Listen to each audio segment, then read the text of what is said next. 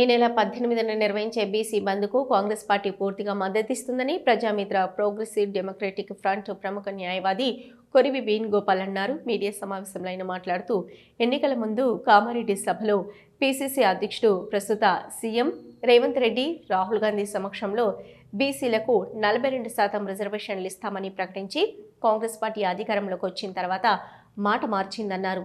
అందుకు తగ్గట్టుగా బీసీలకు సర్పంచు, ఎంపీటీసీ, ఎంపీపీ, జెడ్పీటీసీల ఎన్నికల కోసం ప్రభుత్వం 42% రిజర్వేషన్లు ప్రకటిస్తే బీసీ రిజర్వేషన్పై ఓర్వలేని కొందరు అడ్డుకుంటున్నారన్నారు.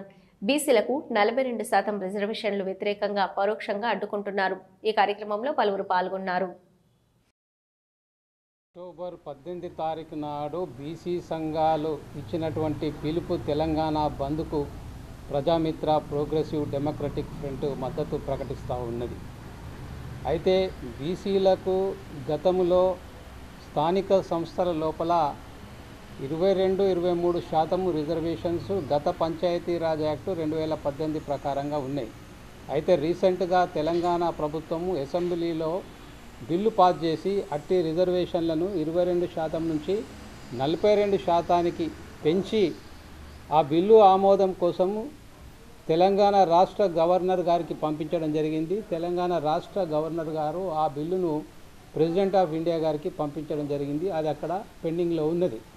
సో బిల్ అనేది క్లియర్ కాలేదు కాబట్టి రాష్ట్ర ప్రభుత్వం ఆర్డినెన్స్ తీసుకొచ్చి జీవో నెంబర్ 9ని తీసుకురావడం జరిగింది.